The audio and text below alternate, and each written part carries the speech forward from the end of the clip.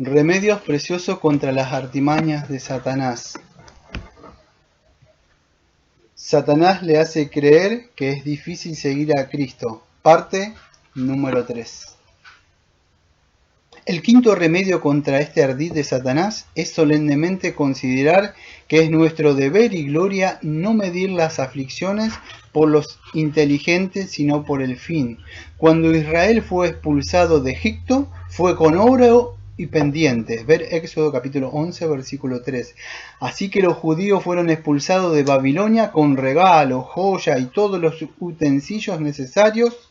Ver Esdras capítulo 1, versículos 7 al 11. Mire más el fin último de un cristiano que el comienzo de su aflicción. Considere la paciencia de Job y el fin que el Señor le dio. No mires a Lázaro acostado a la puerta de Dives, sino acostado en el seno de Abraham. No mires al principio de José, que estaba tan lejos de su sueño y el sol y la luna que debían reverenciarlo durante 2 años. Fue arrojado donde no podía ver ni el sol, ni las estrellas, pero he aquí por fin lo hizo gobernador de Egipto. No mires a David como si hubiera un paso entre él y la muerte, ni como si fuera envidiado por alguno y despreciado por otro, pero he aquí a él sentado a su trono real, y muriendo en su lecho de honor, y su hijo Salomón, y todos sus nobles resplandecientes alrededor de él. Las aflicciones no son más que una entrada oscura a la casa de tu padre. No son más que un camino sucio hacia el palacio real.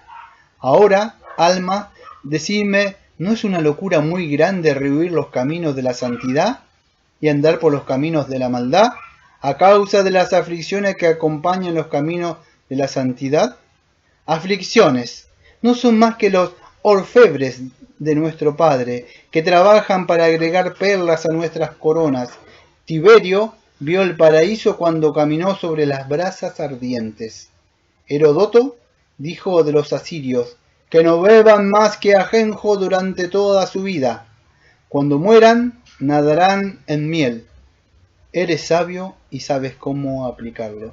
Remedio número 6. El sexto remedio contra este ardid de Satanás es considerar seriamente que el plan de Dios en todas las aflicciones que le sobrevengan es solo probarlas. No se trata de agraviarlos ni de arruinarlos, como suelen pensar las almas ignorantes.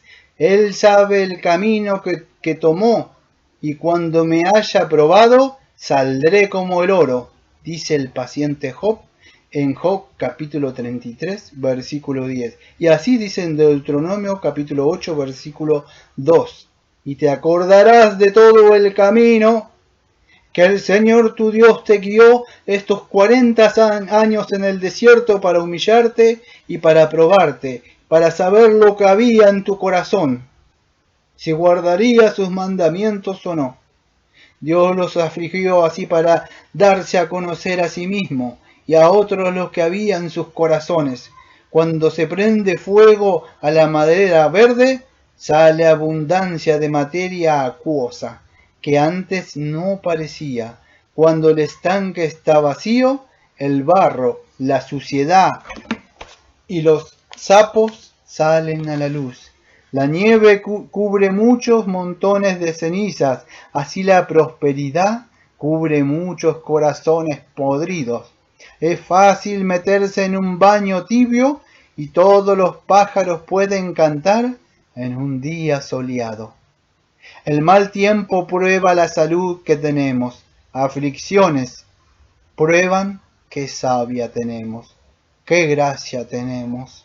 Las hojas marchitas pronto se caen cuando hace viento. Las ramas podridas se rompen rápidamente con grandes pesos. Eres sabio y sabes cómo aplicarlo.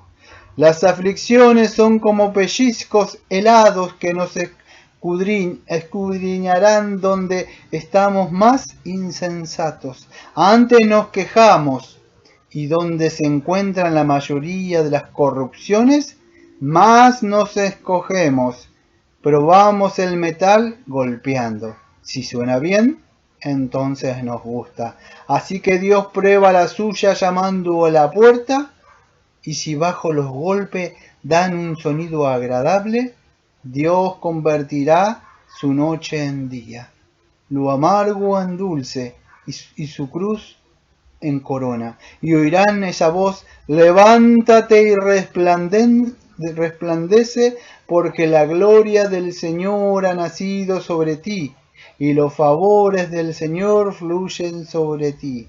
Como dice Isaías capítulo 60, versículo número 1. Los estercoleros rastrillados envían un arroyo sucio, los ungüentos triturados desprenden un dulce perfume. Esto es aplicable a los pecadores y santos bajo la vara. El remedio número 7 contra este ardid de Satanás es solemnemente considerar que las aflicciones, la ira y la miseria que acompañan a los caminos de la maldad son mucho mayores y más pesadas que las que acompañan los caminos de la santidad. Oh, el irritante, ceñidor, azote y roer de conciencia que acompañan a las almas en forma de maldad. Los impíos, dice Isaías, son como el mar revuelto que no puede descansar, cuyas aguas arrojan cieno y lodo. No hay paz para los impíos, dice mi Señor. Hay trampas en todas sus misericordias y maldiciones, y cruces acompañan todas sus comodidades, tanto en casa como en el extranjero. ¿Qué es un traje elegante con la peste en él? ¿Qué es una copa de oro cuando hay veneno en el fondo? ¿O qué es una medida de seda con una pierna rota? La maldición de Dios, la ira de Dios y el odio de Dios y la feroz indignación de Dios siempre acompañan a los pecadores que caminan por un camino de maldad. Vaya a Deuteronomio 28 y lea el versículo 15 hasta el final del capítulo. Y vaya a Levítico capítulo 26 y lea el versículo 14 hasta el final del capítulo. Y luego verás como la maldición de Dios atormenta al impío, como con furor en todos sus caminos, en la ciudad lo atiende, en el campo se cierne sobre él, entrando lo acompaña al salir, lo sigue y en el viaje es su camarada.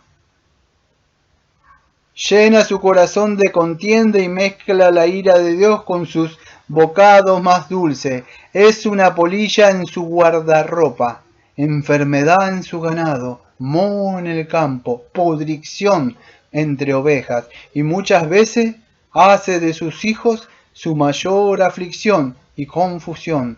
No hay gozo sólido, ni paz duradera, ni consuelo puro que acompañe a los pecadores en sus caminos pecaminosos. Hay una espada de venganza en cada momento. Pende sobre sus cabezas con un pequeño hilo. Y qué gozo y contentamiento pueden acompañar a tales almas. Si el ojo de la conciencia está tan abierto como para ver la espada, hay una espada de venganza en cada momento, pende sobre sus cabezas con un pequeño hilo. ¿Y qué gozo y contentamiento pueden acompañar a tales almas? Si el ojo de la conciencia está abierto, ¿cómo verá la espada? ¡Ah, los horrores y terrores, los temblores y temblores que acompañan a sus almas! El pecado trae dolor y enfermedad. Los rabinos dicen que cuando Adán probó el fruto prohibido, le dolía la cabeza. Se dice que las sirenas cantan con curiosidad mientras viven, pero que rugen horriblemente cuando mueren. Los malvados también. El pecado de muchas veces hace que los hombres sean insensibles de la ira del Todopoderoso. El pecado transforma a muchos hombres, por así decirlo, en esos osos de Plinio, que no se pueden mover con las puntas más afiladas. O esos peces en Aristóteles, que aunque tienen lanzas empujadas a sus costados, pero no se despiertan.